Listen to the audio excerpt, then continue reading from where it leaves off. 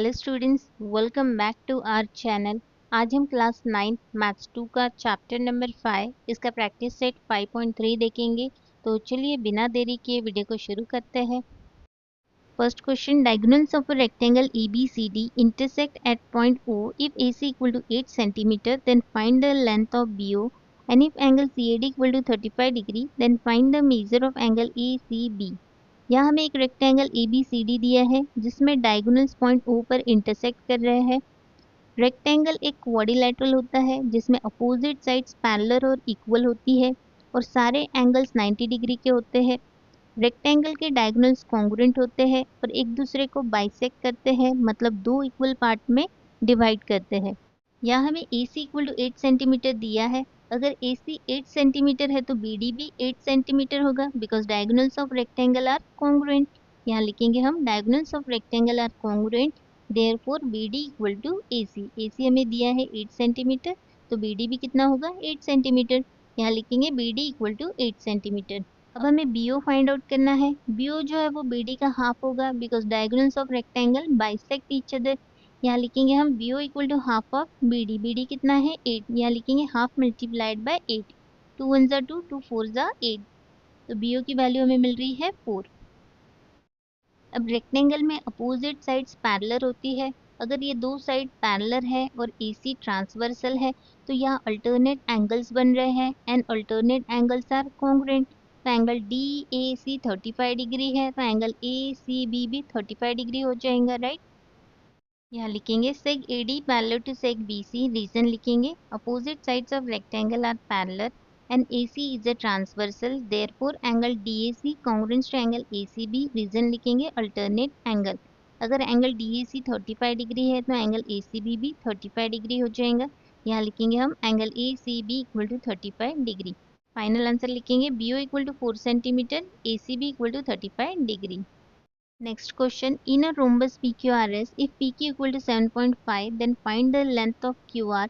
If angle QPS equal to 75 degree, then find the measures of angle PQR and angle SRQ। यहाँ हमें एक rhombus PQRS दिया है जिसमें PQ 7.5 है, एंगल QPS 75 डिग्री है और हमें लेंथ QR और दो एंगल्स फाइंड करने हैं, एंगल PQR और एंगल SRQ। रोम्बस की सभी साइड्स इक्वल होती है, इसके अपोजिट एंगल्स कॉन्ग्रुएंट होते हैं और एडजेसेंट एंगल सप्लीमेंट्री होते हैं। यहाँ हमें PQ 7.5 दिया है। अगर PQ 7.5 है तो QR भी 7.5 होगा, because all sides of rhombus are congruent. यहाँ हम लिखेंगे PQ equal to 7.5, this is given, therefore PQ equal to QR। Reason लिखेंगे साइड्स ऑफ अ रोम्बस। अगर PQ 7.5 है तो QR भी 7.5 होगा। यहाँ लिखेंगे QR equal to 7.5। Angle QPS हमें दिया है 75 डिग्री। एंगल P और एंगल Q एडजेसेंट एंगल है और एडजेसेंट एंगल का सम 180 डिग्री होता है। यहाँ लिखेंगे हम angle QPS plus angle PQR equal to 180 degree. Reason लिखेंगे adjacent angles of rhombus are supplementary. Angle QPS हमें दिया है 75 डिग्री, यहाँ लिखेंगे 75 डिग्री। एंगल PQR हमें फाइंड आउट करना है, ऐसा एज इट इज लिखेंगे equal to 180 degree.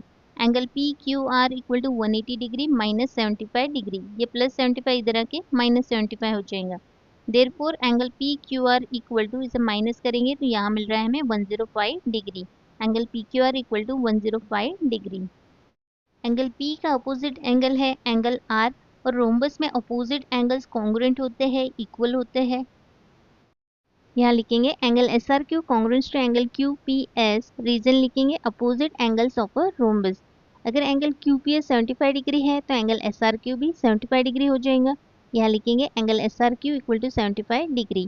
Final answer लिखेंगे QR equal to 7.5, angle PQR equal to 105 degree, angle SRQ equal to 75 degree. Next question, diagonals of a square IJKL intersect at point M. Find the measures of angle IMJ, angle JIK and angle LJK।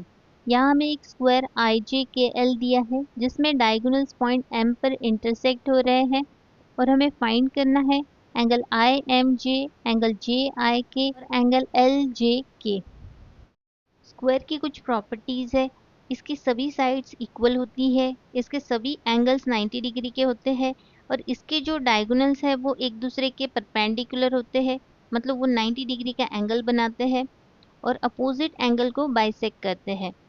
यहाँ लिखेंगे quadrilateral I J K L is a square, therefore angle I equal to angle J equal to angle K equal to angle L equal to 90 degree. इसे दे देंगे हम equation number 1 और reason लिखेंगे angle of square. अब हमें angle I M J find करना है। ये दोनों डायगोनल एक दूसरे के परपेंडिकुलर है, यहाँ 90 डिग्री का एंगल बन रहा है। Angle I M J equal to 90 degree. यहाँ लिखेंगे हम diagonals of square are perpendicular to each other, therefore angle I M J equal to 90 degree. Next angle हमें फाइंड आउट करना है एंगल जे आई के। एंगल जे आई के ये half हो जाएगा एंगल आई का। लिखेंगे हम diagonals of a square bisect opposite angle, therefore angle J I K equal to half angle I. Angle I है 90 डिग्री, यहाँ लिखेंगे हाफ मल्टीप्लाइड बाय 90 डिग्री। 2 से इसे डिवाइड करेंगे तो यहाँ मिलेगा हमें 45 डिग्री। नेक्स्ट एंगल हमें फाइंड आउट करना है एंगल एल जे के। एंगल एल जे के ये हाफ हो जाएगा एंगल जे का। लिखेंगे also angle L J K equal to half angle J. Angle J है 90 डिग्री, यहाँ लिखेंगे हाफ मल्टीप्लाइड बाय 90 डिग्री। ये हमने कहाँ से लिखे, फ्रॉम इक्वेशन 1। 2 से इसे डिवाइड करेंगे तो यहाँ हमें मिल रहा है 45 डिग्री। फाइनल आंसर लिखेंगे angle I M J equal to 90 degree, angle J I K equal to 45 degree and angle L J K equal to 45 degree. Next question, diagonals of rhombus at 20 cm and 21 cm respectively, then find the side of rhombus and its perimeter। यहाँ हमें rhombus के diagonals दिए गए हैं और हमें side of rhombus और perimeter find करना है। सबसे पहले हम एक rhombus ABCD ड्रॉ करेंगे और जहाँ पर ये diagonal intersect हो रहे हैं इस पॉइंट को हम नाम दे देंगे O। यहाँ हम मान लेते हैं AC equal to 20 centimetre and BD equal to 21 centimetre. और हमें पता है इसके जो डायगोनल्स होते हैं वो एक दूसरे को बाइसेक्ट करते हैं, मतलब डायगोनल्स दो इक्वल पार्ट में डिवाइड होते हैं। इसलिए AO जो है वो AC का हाफ होगा और BO जो है वो BD का हाफ होगा। Diagonals of rhombus bisect each other, therefore AO equal to half of AC। AC है 20 सेंटीमीटर, यहाँ लिखेंगे हाफ मल्टीप्लाइड बाय 20। 2 से इसे डिवाइड करेंगे तो यहाँ हमें AO की वैल्यू मिल रही है 10 centimetre. Similarly BO equal to half of BD। Reason लिखेंगे diagonals of rhombus bisect each other। BD की वैल्यू है 21, यहाँ लिखेंगे हाफ मल्टीप्लाइड बाय 21। 2 से इसे डिवाइड करेंगे तो यहाँ हमें BO की वैल्यू मिल रही है 10.5 सेंटीमीटर। रोम्बस के डायगोनल्स परपेंडिकुलर भी होते हैं, मतलब 90 डिग्री का एंगल बनाते हैं। इसलिए ट्रायंगल ए ओ बी एक राइट एंगल ट्रायंगल है। अब हम इसमें पाइथागोरस थ्योरम अप्लाई करके ए बी की वैल्यू फाइंड कर सकते हैं। In triangle A O B angle A O B equal to 90 degree. Reason लिखेंगे diagonals of a rhombus are perpendicular to each other. लिखेंगे by Pythagoras theorem. Right angle के सामने वाली side hypotenuse होती है। Hypotenuse square equal to side 1 square plus side 2 square. यहाँ लिखेंगे A B square equal to A O square plus O B square. A O की value है 10, यहाँ लिखेंगे 10 स्क्वायर प्लस बी ओ की वैल्यू है 10.5, यहाँ लिखेंगे 10.5 का स्क्वायर। 10 का स्क्वायर हो जाएगा 100, 10.5 का स्क्वायर हो जाएगा 110.25। इसे ऐड करेंगे तो यहाँ मिल रहा है हमें 210.25। अब हमें ये डेसिमल पॉइंट रिमूव करना है। 2 डिजिट के बाद डेसिमल पॉइंट है, इसलिए हम न्यूमरेटर और डिनोमिनेटर को 100 से मल्टीप्लाई करेंगे तो यहाँ हमें मिलेगा 21025 अपॉन 100। अब इस स्क्वायर को रिमूव करना है तो यहाँ लिखेंगे taking square root on both side. A B equal to under root 21025 upon 100। अब इसके प्राइम फैक्टर्स फाइंड करेंगे। यहाँ लिखेंगे under root 5 multiplied by 5 multiplied by 29 multiplied by 29 upon 10 multiplied by 10। अब दो दो का ग्रुप बनाएंगे, ये दो 5 में से एक 5 रूट के बाहर आएगा, मल्टीप्लाइड बाय 29 अपॉन 10। इसे मल्टीप्लाई करेंगे तो यहाँ मिल रहा है हमें 145 अपॉन 10। अब 10 से इसे डिवाइड करेंगे तो यहाँ हमें ए बी की वैल्यू मिल रही है 14.5। Side of rhombus equal to A B equal to 14.5 centimetre. Perimeter of rhombus equal to 4 multiplied by side. Side की वैल्यू पुट करेंगे 4 मल्टीप्लाइड बाय 14.5, इसे मल्टीप्लाई करेंगे तो यहाँ मिल रहा है हमें 58 सेंटीमीटर। फाइनल आंसर लिखेंगे side of the rhombus is 14.5 centimetre, perimeter of rhombus is 58 centimetre. Fifth question, state with reason whether the following statement are true और false. First question, every parallelogram is a rhombus, ये false है। In a rhombus all sides are congruent, rhombus में सभी sides equal होती है, congruent होती है। Whereas in a parallelogram only opposite sides are congruent, parallelogram में सिर्फ अपोजिट साइड्स इक्वल होती है, सभी साइड्स इक्वल नहीं होती, इसलिए हर पैरेललोग्राम रोम्बस नहीं होता। नेक्स्ट है, every rhombus is a rectangle, ये फॉल्स है। In a rectangle all angles are of measure 90 degree, rectangle में सभी एंगल्स 90 डिग्री के होते हैं। Whereas in a rhombus it is not necessary that all angles are of measure 90 degree, लेकिन rhombus में सभी एंगल्स 90 के नहीं होते।